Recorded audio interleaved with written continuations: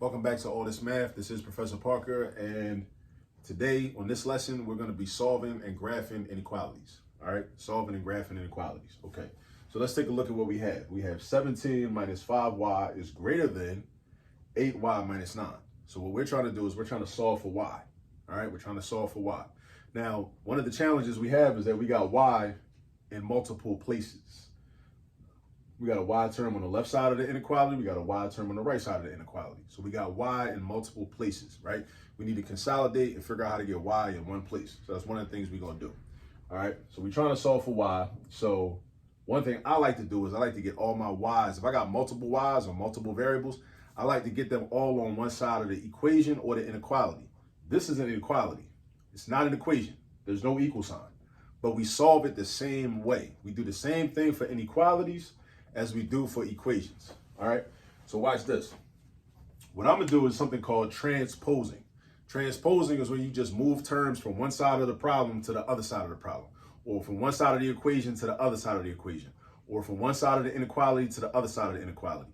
And I like to kind of organize everything and have all my y's together and then all my constants together. A constant is just a number that's not connected to a variable. That's all a constant really is, all right? So watch this. Watch what I do. I'm gonna just write it and then I'm gonna explain what I did. All right. So I'm gonna have y minus 5y is greater than negative 17 minus 9. All right, check this out. Negative 8y minus 5y is greater than negative 17 minus 9. Right? Look what changed, right? What happened to the 17 on the left-hand side? What happened to the 8y that was on the right-hand side? What happened? Notice the negative 5y is still in the same place, right? And even if I moved it to the first term, right, it's still on the left-hand side, so that don't change nothing. The negative 9 is still over here. And even if I moved the negative 9 right next to the inequality sign, that still wouldn't represent a real change, right? The issue is it on the same side of the problem that it was at first? The negative 9 is still on the right-hand side. The negative 5y is still on the left-hand side, but the 17 moved and the 8y moved. Now, when the 8y moved, it turned into negative 8y because whenever you transpose, you have to change the sign of that term. You can't just move it to the other side and keep it with the same sign. You can't. That's not mathematically accurate, right? You got to change the sign, right? Also, with the 17, it was a positive 17 on the left side. Now it moves to the right side. Now it's a negative 17. So the sign changes. Positive 17 to negative 17. Positive 17 to negative 17. Right? It went from positive 8y to negative 8y. Positive 8y to negative 8y. You know what I'm saying? Right? So that's what we got. So now what was the purpose for me doing that? Because when you do math, don't just try to just memorize all these steps and not understand why you're doing it. Why are we doing this? How does this help us? Right? It helps us because now we can combine like terms. Because I got two different y's, right? I got two different y terms. I can combine them into just one y term, right? Kwame, I don't need my mail right now, bro. I'm recording a video. Chill. Just hold the mail, bro. Just hold it. And finish eating your food, man.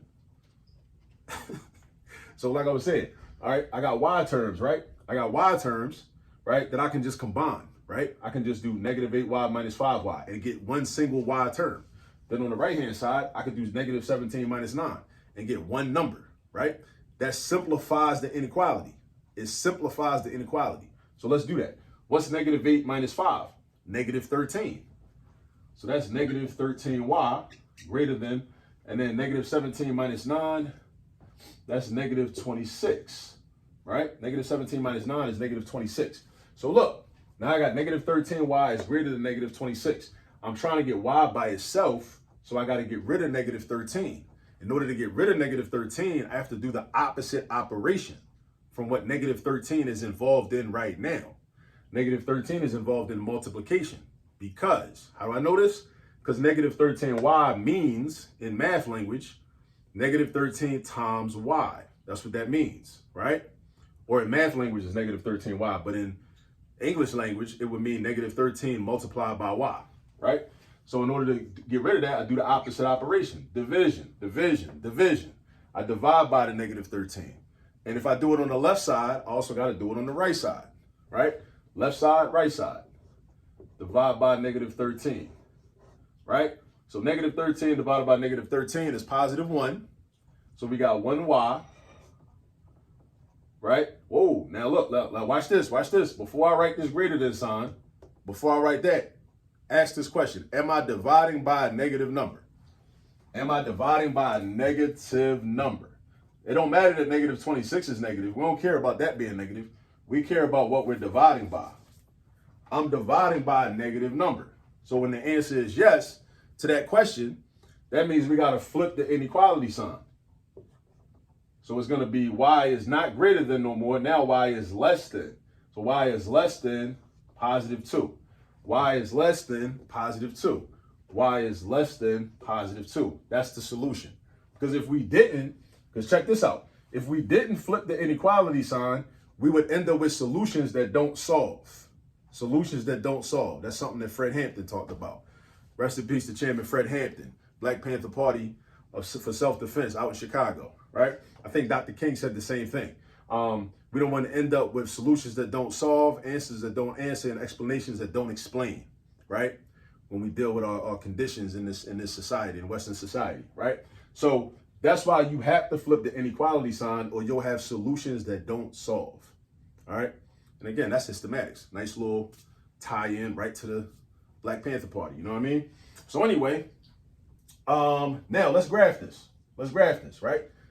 How are we gonna graph it? Okay, so what we do is 2 is our boundary point. And our solution is y is less than 2, right? Y is less than 2. 2 is our boundary point. So on our graph, I'm gonna put 0, then 1, then 2, then 3, then 4, then 5. Put -1, -2. Now I'm gonna draw a circle at positive 2 because this says y is less than 2. So that means 2 is my boundary point, right? The question is, should that circle be empty or should it be shaded in? Should it be empty or should it be shaded in? You only got 2 options. Now, how do I know what the answer should be? It should be empty because y is not equal to 2. There's no equal to sign right here. If there's no equal to sign, then that means that the circle should be empty. So do that right there. Boom. Y is going to be less than, and y is less than 2. So then you ask yourself, where on the number line are the numbers that are less than 2? Are they to the right or are they to the left? Are they to the right or are they to the left? They are to the left because look, 1 is less than 2, 0 is less than 2, -1. All the negative numbers are less than 2. To the right are bigger numbers. The numbers get bigger as you slide to the right. Numbers get smaller as you slide to the left. So that means that's where your arrow is going to go. So you're going to do that. Boom. So you got that. So again, this is your boundary point. Draw your circle. It should be empty because y is not equal to 2. Y is only less than 2. So 2 is a boundary, right? That's where the interval starts. But all the numbers that are less than 2, like 1, 0, -1, -2, all of that, you know, they're all that way. So that's where your arrow should go. Now let's think about this. What if we didn't flip? Let me tell you why it's important to flip the inequality sign real quick, right? What if we didn't flip this? If we didn't flip it, then our solution, our incorrect solution would have been y is greater than 2. So if y is greater than 2, that means that 3 would be a solution, right? Again, according to our incorrect solution of y is greater than 2, if we didn't flip, right? Because look, we did. We flipped the inequality sign, right? So 3 would be a solution. Let's plug 3 in and see what happens, right? Let's plug 3 in and see what happens, right? So if I plug 3 in right here, that's -5 times 3. That's -15. That's 17 minus 15, which is 2, right? Plug 3 in right here. What's 8 times 3? 24. What's 24 minus 9? 15. You mean to tell me that 2 is greater than 15? That's what you would be telling me. So if you don't flip the inequality sign, you would end up with an incorrect solution, which would say that y is greater than 3. I mean, y is greater than 2. If you tell me that y is greater than 2, then you're telling me that 3 is a solution, 4 is a solution, 5, 6, 7, 8, 100, 99, 80, 82 million. All those numbers are solutions. Now, I'll tell you this. If one number in that interval is not a solution, then ain't none of them numbers in that interval a solution. So what I mean is, if 3 is not a solution, right, that means 4 ain't going to be a solution. 5 ain't going to be a solution. None of them numbers over there are going to be a solution, right? But this is why you got to flip your inequality sign, because if you don't, you'll be lying. And you don't want to lie. Math is about finding the truth. That's what math is about, right? So dig this. We saw what happened. I proved it. I proved why y can't be greater than 3. So this is why y is less than 2. Now think about what happens with this solution set. If I pick a random value like 0, let's see if 0 gives us the truth. If I plug in 0 for y, I get 0 right here, because 5 times 0 is 0, or negative 5 times 0 is 0. 17 minus 0 is just 17, right? So let's cross those out, right? 8 times 0 is 0. 0 minus 9 is negative 9.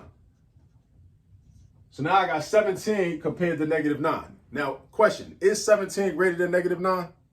It is. 17 is greater than negative 9. So this is good money right here. Y is less than 2, and our graph is good.